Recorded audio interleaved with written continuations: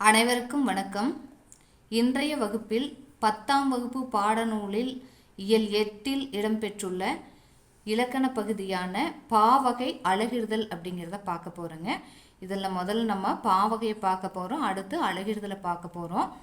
பாவகை அப்படிங்கிறது இப்போ நம்ம பார்க்கலாங்க. இப்போ பார்த்தீங்க அப்படின்னா, கவிதை இயற்றும் முறைகளை கூறும் இலக்கணமே யாப்பிலக்கணம். இந்த இலக்கணம் பாவகைகள் பற்றியும் அதோட உறுப்புகள் பற்றியும் விரிவாக பேசுகிறது. இந்த பகுதியில் நாம் பாவகைகளை பற்றியும் அவற்றுக்கான ஓசைகளை பற்றியும் அறிய போகிறோம். எழுத்து, அசை, சீர், தலை, அடி, தொடை என்று 6 உறுப்புகளை கொண்டது யாப்பு. யாப்பிலக்கணத்தோட உறுப்பியல்ல இந்த உறுப்புகள் 6ஐயும் சொல்கிறாங்க. அடுத்து பாவகைகளையும் யாப்பிலக்கணம் சொல்லுது. வெண்பா, ஆசிரியப்பா, களிப்பா, வஞ்சிப்பா என 4 வகை பாக்கள் உள்ளன அப்படிங்கிற செய்தியை யாப்பிலக்கணம் நமக்கு சொல்லுதுங்க. அடுத்து நம்ம இந்த 4 வகை பாக்களுக்கான ஓசைகளை பற்றி அறிய போகிறோம். வாங்க ஓசைகள் என்னென்னு பார்க்கலாம். வெண்பாவிற்குரிய ஓசை செப்பலோசை, ஆசிரியப்பாவிற்குரிய ஓசை அகவலோசை, களிப்பாவிற்குரிய ஓசை துள்ளலோசை, வஞ்சிப்பாவிற்குரிய ஓசை தூங்கல் ஓசை. இவ்வாறு 4 வகை பாக்களுக்கும் 4 வகை ஓசைகள் சொல்லியிருக்கிறாங்க. இப்போ நாம் அது என்னங்கிறத விரிவாக பார்க்கலாங்க. முதல்ல நாம் பார்க்க போகிறது செப்பல் ஓசை. செப்பல் என்றால் கூறுதல் என்று செப்புதல், கூறுதல் அப்படின்னு பொருளுங்க. செப்பல் ஓசை வெண்பாவிற்குரியது. வெண்பாவிற்குரிய ஓசை டேஸ் அப்படின்னு 1 மார்க்கில் கேட்பாங்க. வெண்பாவிற்குரிய ஓசை செப்பல் ஓசை. இந்த வெண்பாவை பயன்படுத்தி என்னென்ன நூல்கள்லாம் எழுதியிருக்காங்க அப்படின்னு நம்ம பார்க்கலாங்க. சான்று நமக்கு தெரிஞ்ச நூல்களாக நம்ம பார்க்க போகிறோம். அறம் கூறும், அதாவது வாழ்விற்கான அறநெறிகளை கூறக்கூடிய திருக்குறளும் நாலடியாரும் வெண்பாவில் அமைந்த நூல்களுங்க. அடுத்து நம்ம பார்க்க போகிறது அகவல் ஓசை. அகவல் ஓசை ஆசிரியப்பாவுக்கு உரியது. ஆசிரியப்பாவிற்குரிய ஓசை டேஸ் அப்படின்னு கேட்பாங்க. அகவல் ஓசை அப்படின்னு எழுதணுங்க. அடுத்து இந்த ஆசிரியப்பா பார்த்தீங்கன்னா இதில் இலக்கண கட்டுக்கோப்பு குறைவுங்க. கவிதை வெளியீட்டுக்கு ரொம்ப எளிமையானதாக இருக்கும். அதனால் இந்த ஆசிரியப்பாவை பயன்படுத்தி சங்க இலக்கிய நூல்களும் சிலப்பதிகாரம், மணிமேகலை, பெருங்கதை முதலான காப்பியங்களும் எழுதப்பட்டிருக்குதுங்க. இப்போ இந்த ஆசிரியப்பாவுக்குரிய வேறு பெயர் அகவற்பா.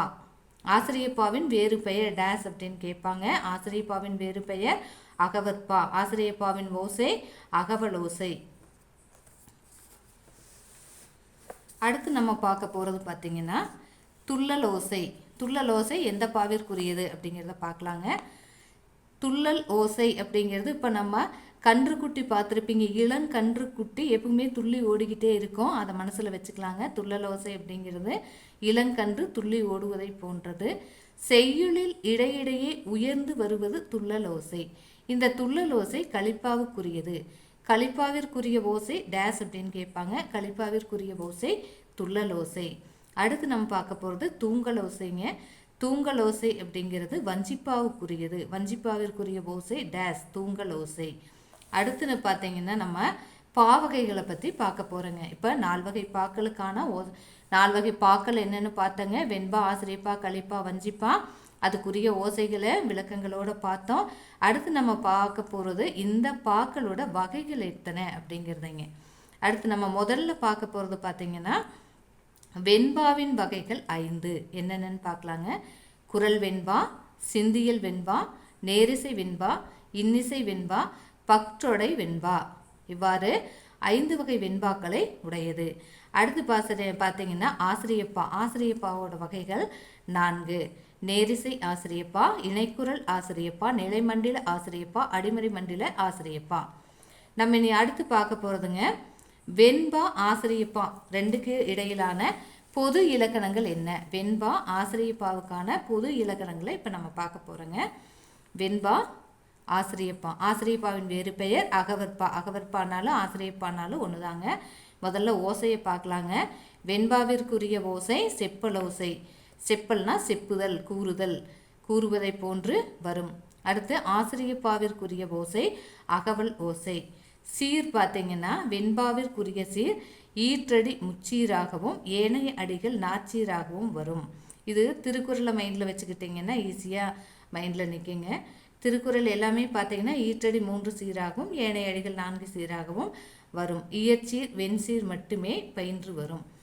இங்கே ஆசிரியப்பா பார்த்தீங்கன்னா ஈரசை சீர் மிகுதியாகவும் காய்ச்சீர் குறைவாகவும் பயின்று வரும்.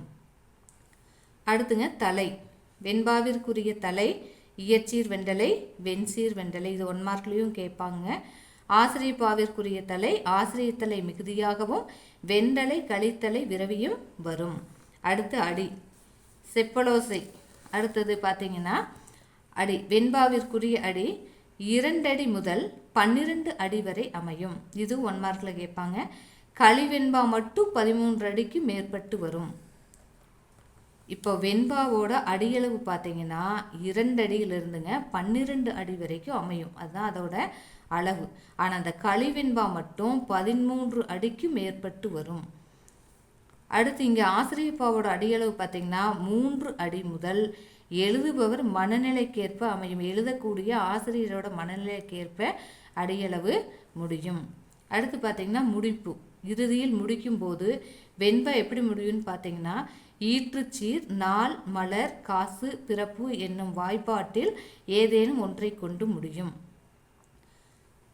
இங்கே ஆசிரியப்பா பார்த்தீங்கன்னா ஏகாரத்தில் முடித்தல் சிறப்பு. ஆசிரியப்பாவோட முடிவு ஏகாரத்தில் முடித்தல் சிறப்பு.